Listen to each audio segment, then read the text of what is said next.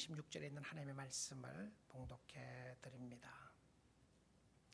오직 성령의 열매는 사랑과 희락과 화평과 오래 참음과 자비와 양선과 충성과 온유와 절제니 이 같은 것을 금지할 법이 없느니라. 그리스도 예수의 사람들은 육체와 함께 그 정욕과 탐심을 십자가에 못 박았느니라. 만일 우리가 성령으로 살면 또한 성령으로 행할지니 헛된 영광을 구하여 서로 노엽게 하거나 서로 투기하지 말지니라. 아멘. 하나님의 말씀이었습니다. 올 한 해 동안에도 여러분의 가정 속에, 삶 속에 감사가 있고 더 감사가 넘칠 수 있기를 원합니다. 감사는 힘들지 않다는 이야기가 아닙니다. 힘들고 어려움 속에서도 주시는 하나님의 평안을 체험하기 때문에 감사가 있게 됩니다. 특별히 성도들에게 있어서는 은혜에 대한 감사가 큰 감사요 축복이었습니다. 하나님 앞에 나아가게 되면 나 같은 죄인 살려주신 주님의 은혜가 얼마나 크신지를 감사하지 않을 수가 없고 찬양하지 않을 수가 없습니다. 지금도 기다려주시고, 지금도 감싸주시고, 지금도 기도를 들어주시고, 지금도 하나님을 찬양할 수 있게 해주시고, 하나님의 은혜 앞에 나와 하나님을 볼 수 있다는 것이 하나님이 우리에게 주시는 큰 축복이고 은혜인 줄 믿습니다. 사랑하는 성도 여러분, 여러분의 삶 속에 감사와 함께 많은 열매가 맺혀지면 좋겠습니다. 열매, 많은 열매들 중에서 특별히 성령의 열매가 많이 맺혀지면 좋겠습니다. 여러분, 한 해를 돌아보시면서 나는 풍성하게 거둘 것이 있다고 말할 수 있는 사람이 있는가 하면 나는 거둘 것이 별로 없다고 말할 수 있는 사람도 있을 것입니다. 그러나 성도들이 거둘 수 있는 열매는, 하나님이 받으시고 하나님이 기뻐하시는 열매는 성령의 열매입니다. 성령의 열매이다.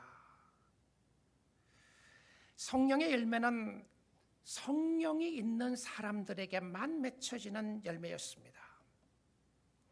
여러분, 열매를 이야기하면 열매가 좋아야 좋은 열매입니다.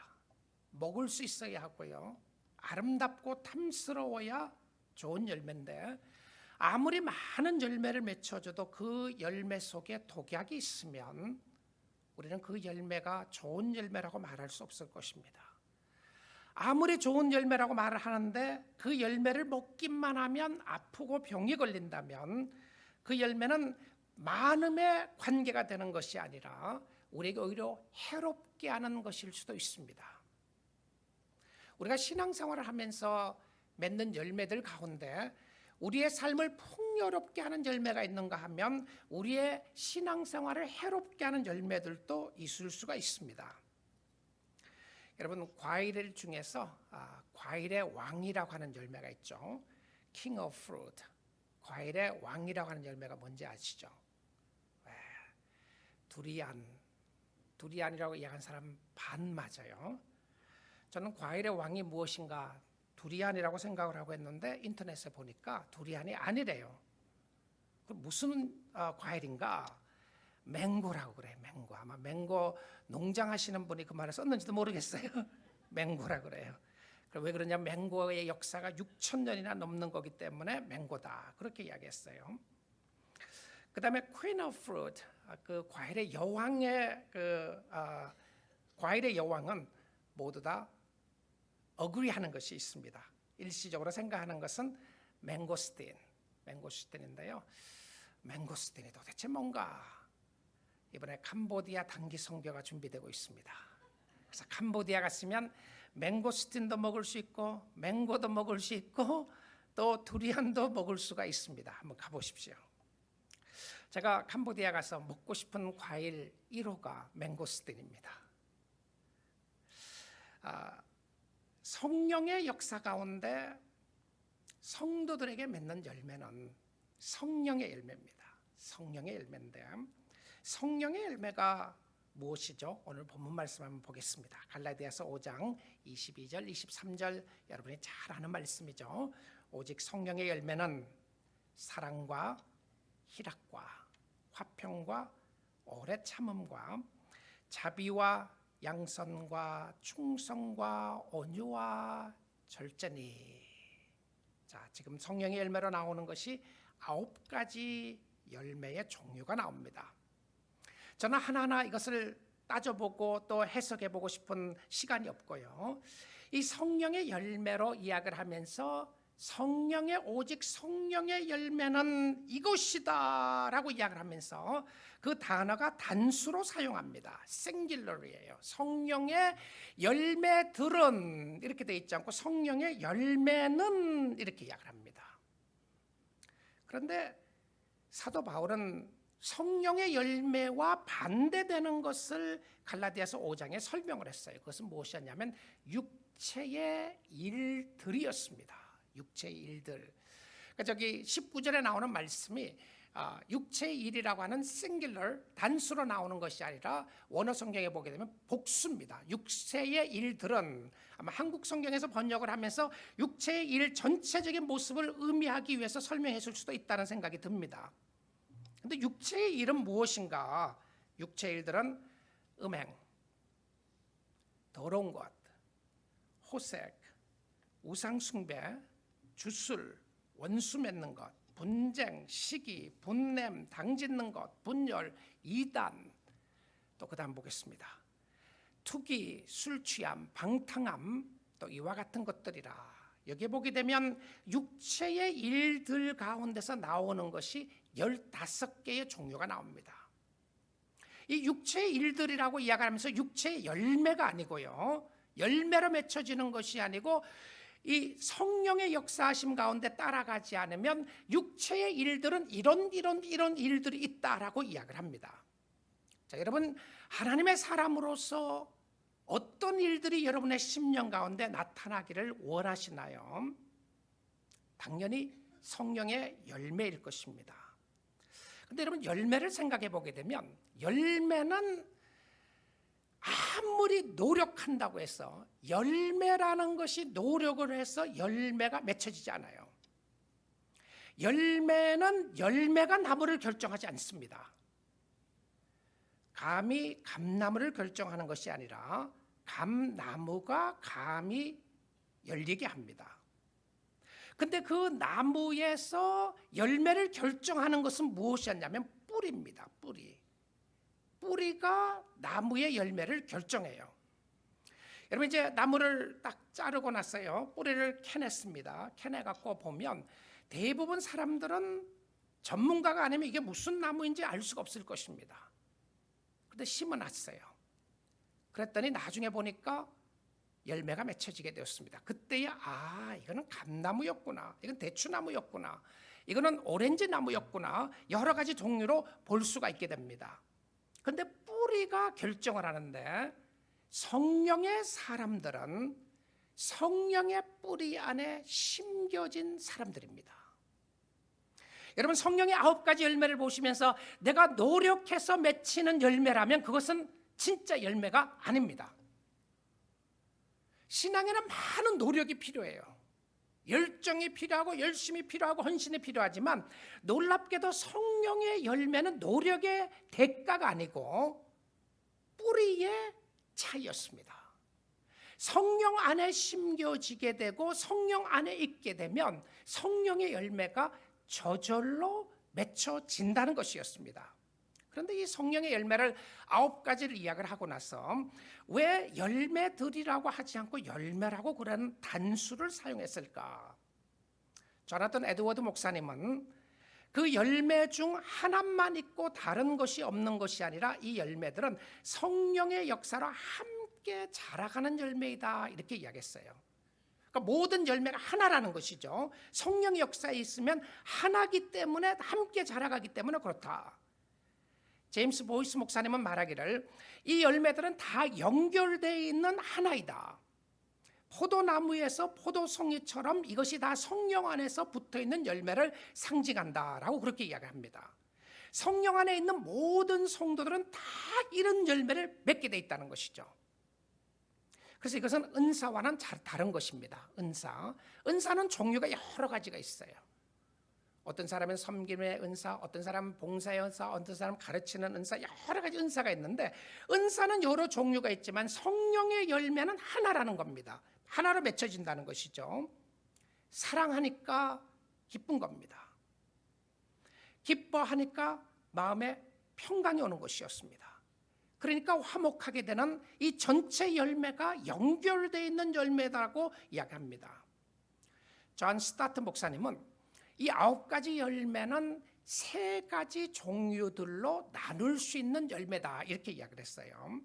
첫째는 하나님과 관계에서 맺어지는 새 열매, 사랑, 희락, 화평이 있고, 그리고 두 번째는 다른 사람들과의 관계에서 맺어지는 새 열매, 오래 참음, 자비, 양선, 선함입니다. 좋으심이에요. 그 다음에 자신과의 관계에서 맺어지는 열매 3가지, 충성, 온유, 절제이다 이렇게 이야기했어요. 자, 이분들이 다 일리가 있는 말씀인데 공통적으로 하는 이야기는 무엇이었냐면 성령의 사람들은 성령의 열매가 있다는 것이었습니다. 여러분, 자신을 돌아보면서 나에게 이런 열매가 있나 생각이 드시나요? 성령의 사람이면 반드시 열매가 있는데 그 열매가 어떤 사람에게는 아직 자라지 않을 수가 있습니다. 어떤 사람에게는 열매가 많이 보일 수 있고, 어떤 사람에게 열매를 맺다가 시들어질 수도 있고요. 어떤 사람은 아직도 작은 열매 꽃을 피우고 있는 경우들도 있을 수가 있습니다.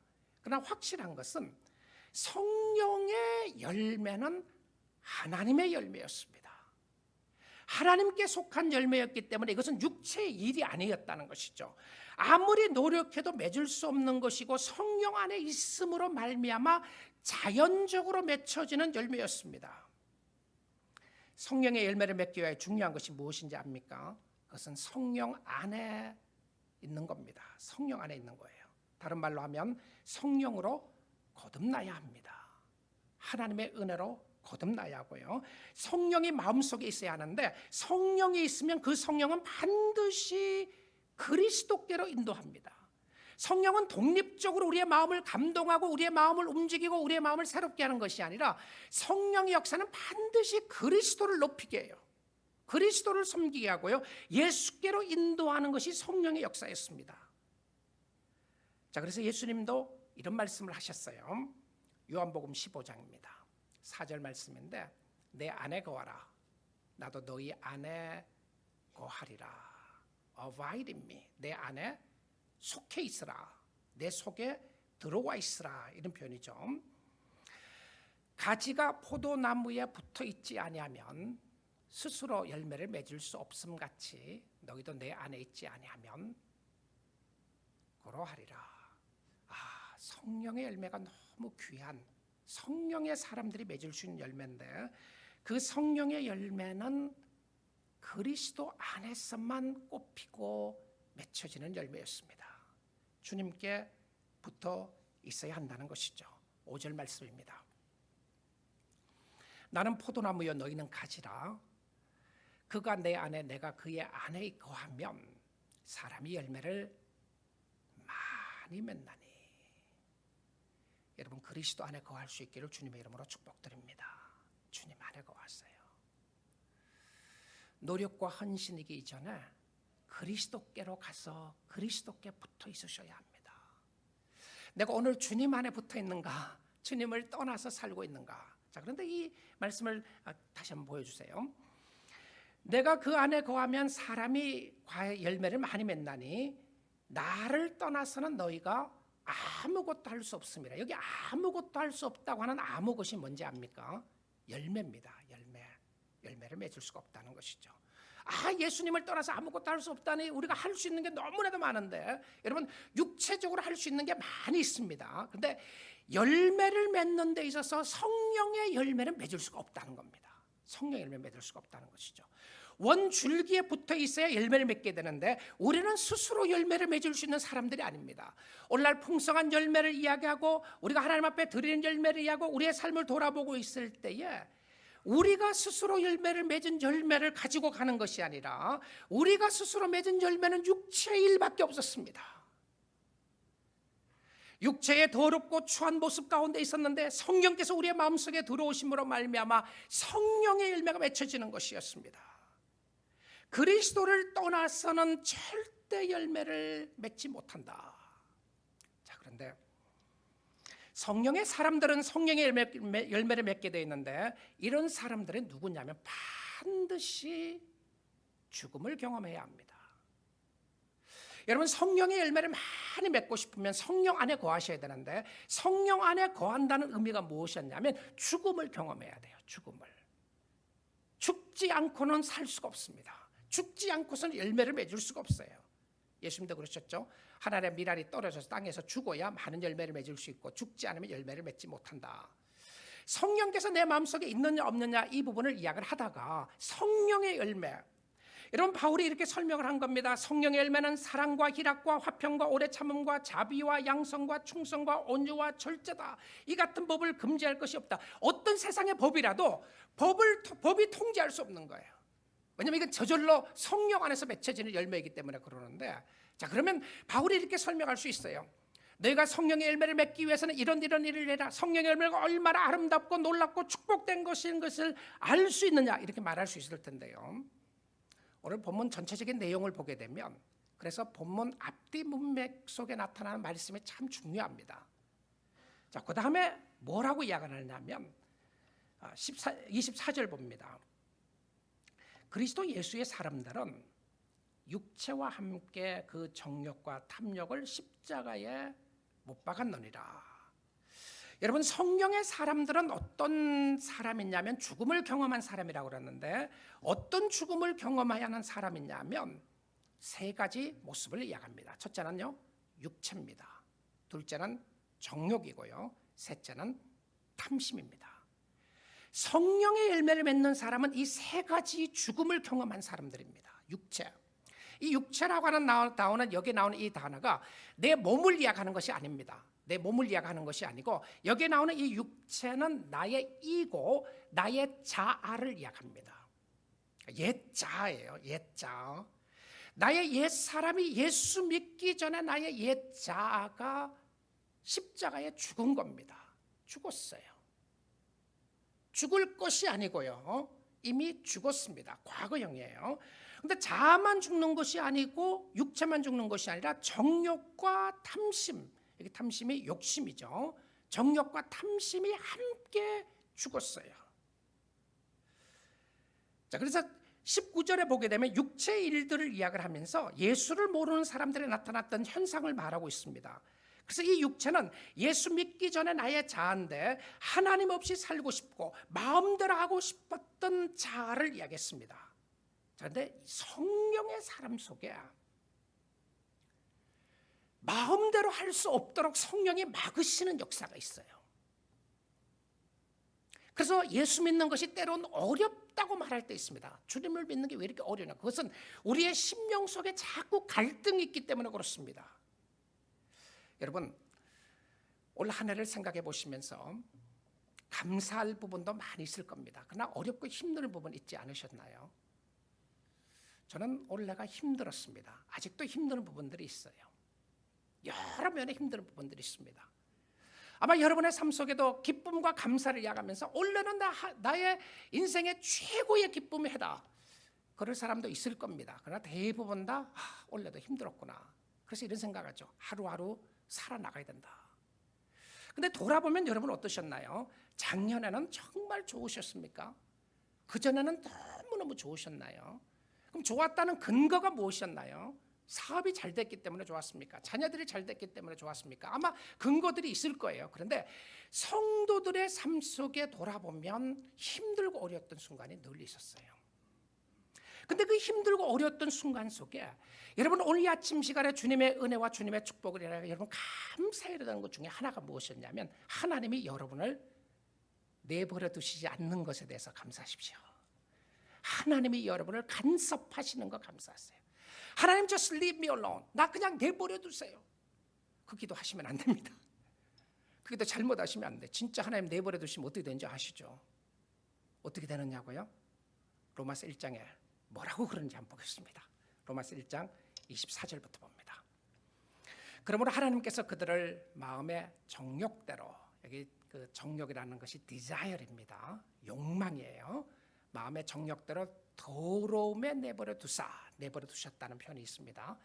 하나님이 내버려 두신 거예요. 너 마음대로 해라. 너 마음대로 해라.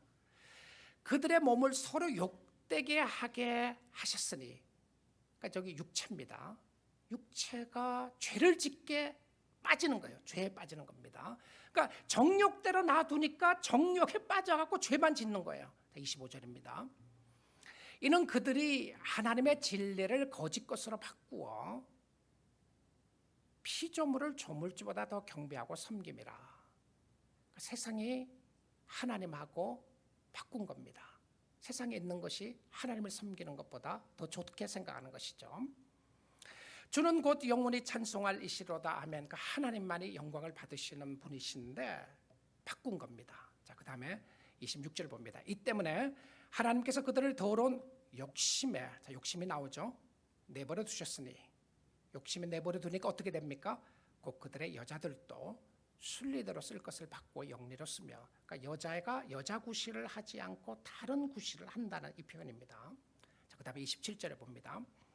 그와 같이 남자들도 순리대로 여자 쓰기를 버리고 서로 향하여 음욕이 부릴 듯하며, 욕망과 욕구와 불만과 성욕이 부릴 듯 했으니까 남자가 남자와 더불어 부끄러운 일을 행하여 그들의 그릇 때문에 상당한 보응을 그들 자신이 받았느니라. 오늘날 핫 이슈 중에 하나가 동성연애에 관한 부분이죠. 그런데 성경은 뭐라고 이야기하는가? 로마서 1장 27절에 잘 나와 있습니다. 우리는 사랑하고 받아들여야 되는 부분은 공감하는 부분들입니다. 정죄하지 않는 것이 좋은 겁니다. 그러나 죄성이 드러남으로 말미암아 나타난 모습이라고 성경은 그렇게 이야기를 합니다. 내버려 두셨어요. 하나님이 내버려 둔 거예요. 그래서 혹시 여러분의 심령 속에 이런 모습들이 보이면요, 기도하십시오. 하나님, 내 아들, 내 딸 내버려 두시지 마시고 간섭해 주세요. 내 영혼 간섭해 주세요. 하나님, 내가 잘못된 길로 갈 때 나를 내버려 두시지 마시고 나를 간섭해 주시고, 간섭해서라도 하나님을 섬기게 해주세요. 오늘 이 자리에 예배 드리고 있는 여러분들은 하나님의 간섭과 섭리 역사 가운데 예배 드리게 되는 줄 믿습니다. 오늘도 하나님을 의지하고 오늘도 하나님을 사랑하고 하나님 앞에 감사드리는 그 모습은, 비록 우리의 심령 속에 여러 가지 죄악된 모습, 추한 모습이 있다고 할지라도 하나님 감사합니다라고 할 수 있는, 하나님 내가 잘못했습니다, 내가 주님 앞에 나갑니다라고 하는 회개가 있고 감사가 있고 찬양이 있는 것은 하나님이 주신 은혜요 축복인 줄 믿습니다. 자, 세 번째 내버려 두신다는 표현이 세 번째로 나와요. 그러니까 이 로마서 1장에서 세 번에 내버려 두신다는 표현이 나오는데 28절입니다. 또한 그들이 마음에 하나님 두기를 싫어하며 하나님께서 그들을 그 상실한 마음대로 내버려 두사. 하나님 내버려 두시면 어떻게 되는지 보십시오. 내버려 두사 합당하지 못한 일을 하게 하셨으니. 여러분, 세상은 악해지면 악해질수록 무엇이 나타나냐면 죄가 폭발합니다. 죄성이 자꾸 드러나요. 우리 좋은 사람들 아닙니다. 하나님의 은혜로 컨트롤되는 것이고 세상의 법으로 컨트롤되는 부분이 있지만 마음속 깊은 곳에서는 우리의 마음속에 정말 불일 듯하는 죄악된 모습들이 용솟음치고 있는 것을 보게 됩니다. 용솟음치고 있어요. 하나님이 내버려 두시니까 어떻게 되는지 29절 봅니다.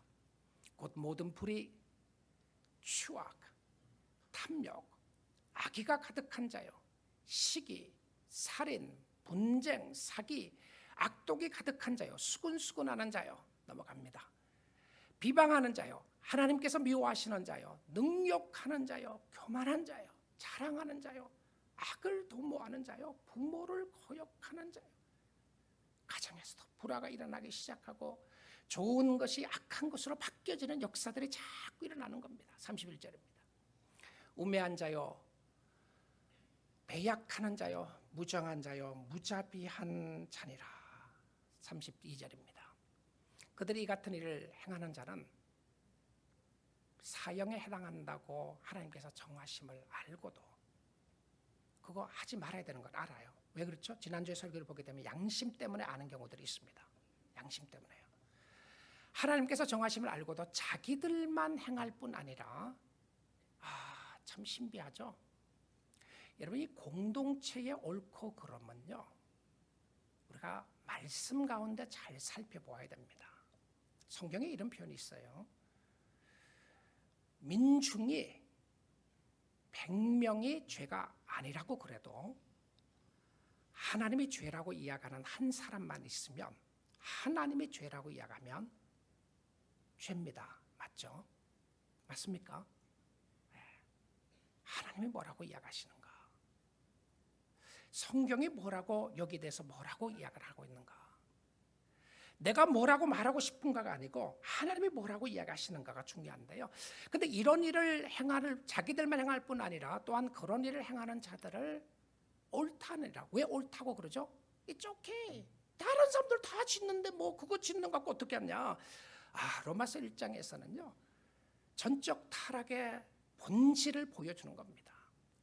하나님 없이 하나님 떠난 사람들의 모습이 얼마나 비참하고 어려운가를 보여주는데요, 예수 믿는 사람들에게 주어진 축복이 얼마나 크시고 감사한지를 보여주고 있습니다. 여러분, 예수 믿는 사람들에게는 육체와 정욕과 탐심을 십자가에 못 박았어요. 못 박았어요. 예수 믿으면 여러분의 자아가 어떻게 되는지 아시나요? 죽었어요. 죽었다는 것은 분리됐다는 이야기죠.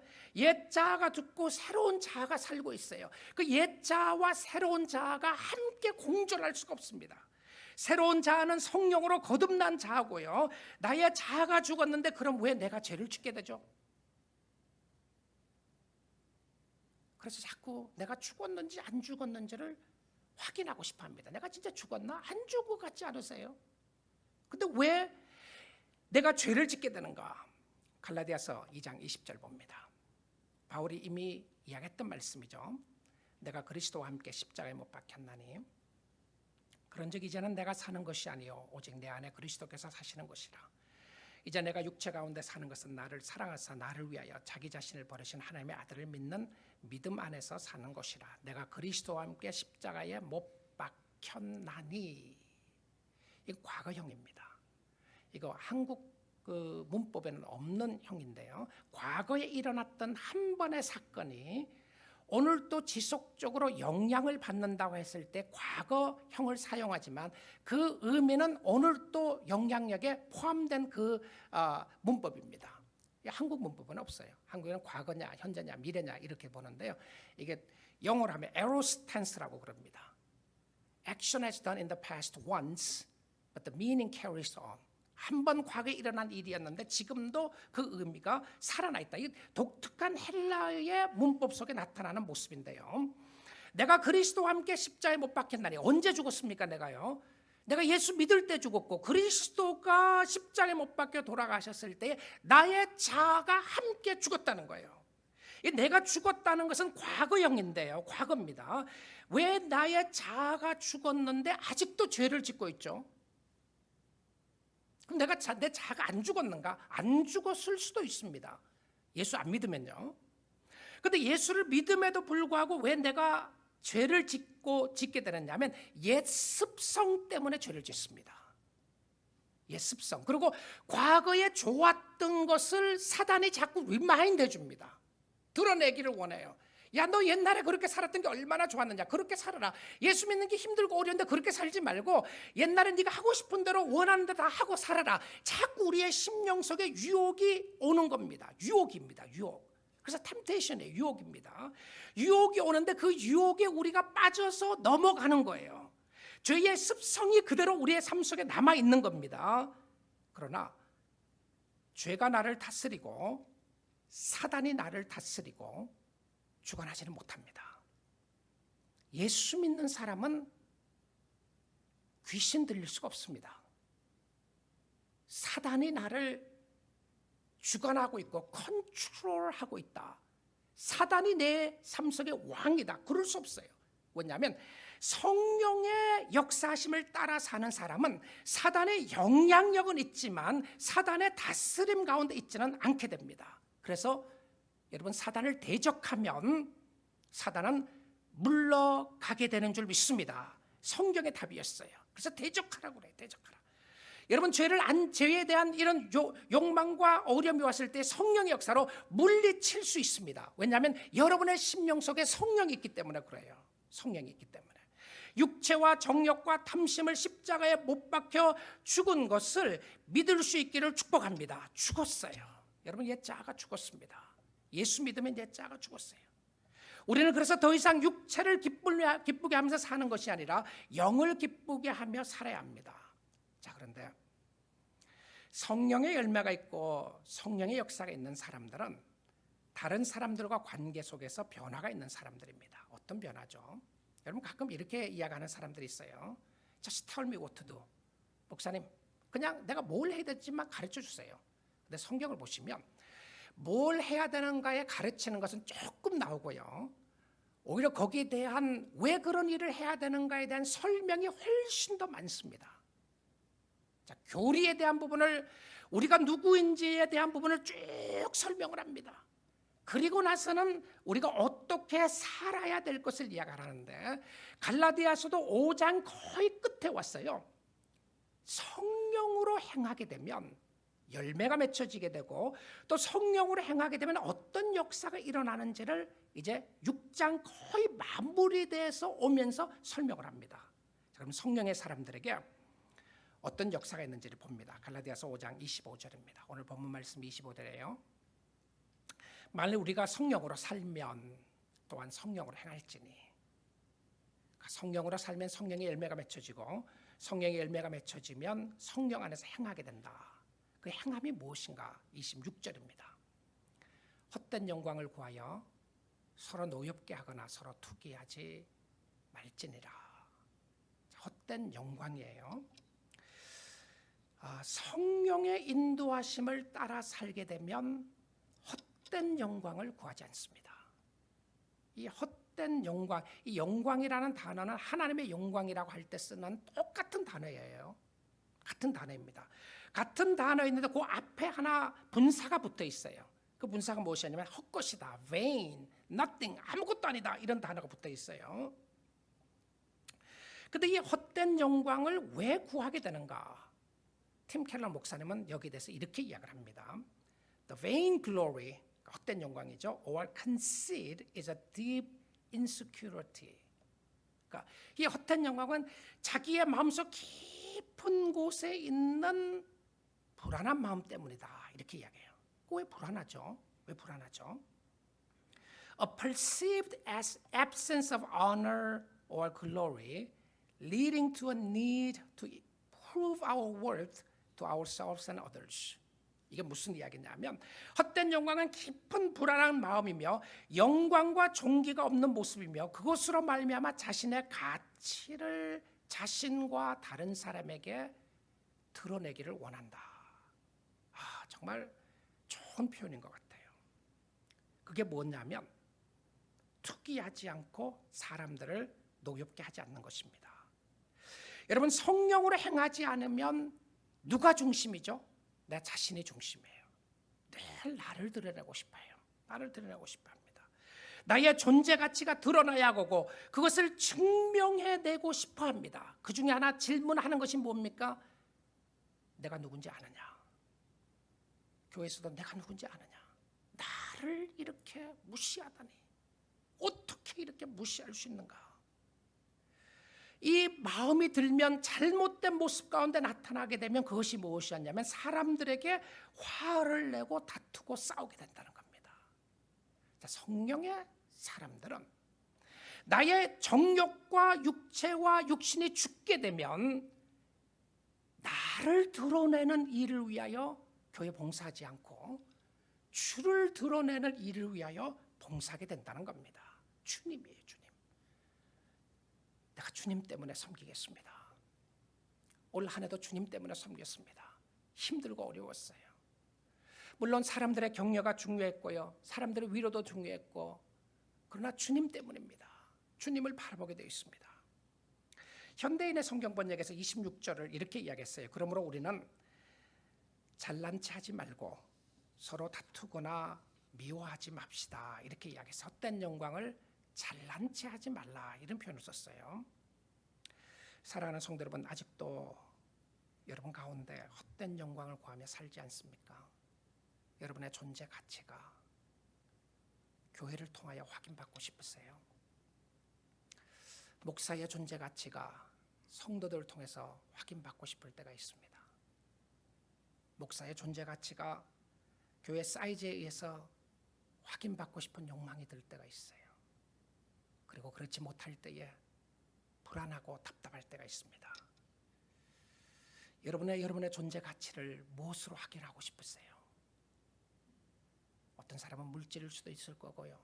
어떤 사람은 학벌일 수도 있을 것이고, 여러분의 존재 가치가 학벌이 가장 귀하다고 생각을 하면 교회에서 알아주지 않으면 상처가 될 겁니다. 여러분의 존재 가치가 섬김에 있습니까? 내가 이렇게 열심히 섬겼는데 어떻게 안 알아주느냐? 여러분 혹시 열심히 봉사했는데 헛된 영광을 구하고 살지는 않았나요? 우리는 주를 위하여 사는 사람들입니다. 성령의 사람들은 하나님의 영광을 구하며 사는 사람들이고요, 나의 영광이 아니었습니다. 놀랍게도 헛된 영광은 자신을 드러내는 영광이고, 하나님의 영광은 하나님을 드러내는 영광이었습니다. 우리 사랑하는 뉴라이프 공동체가 성령의 열매가 많이 맺혀져서 저와 여러분을 통해서 하나님이 드러나면 좋겠습니다. 정말 주님의 이름이 드러나면 좋겠어요. 아직도 내가 죽지 않고 살아있기 때문에 아직도 헛된 영광을 구하고 있는 우리의 삶을 돌아보며 회개가 있으면 좋겠습니다.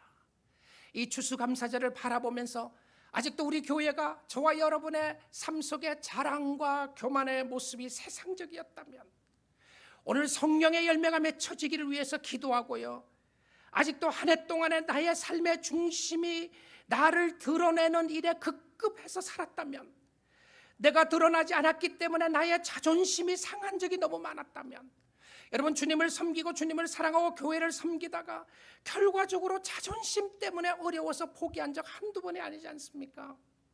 여러분의 자아가 죽었음을 기억하면 좋겠습니다. 여러분의 옛사람은 죽었고, 여러분의 죄의 영향력 있는 옛사람은 죽고 그리스도가 살아있습니다.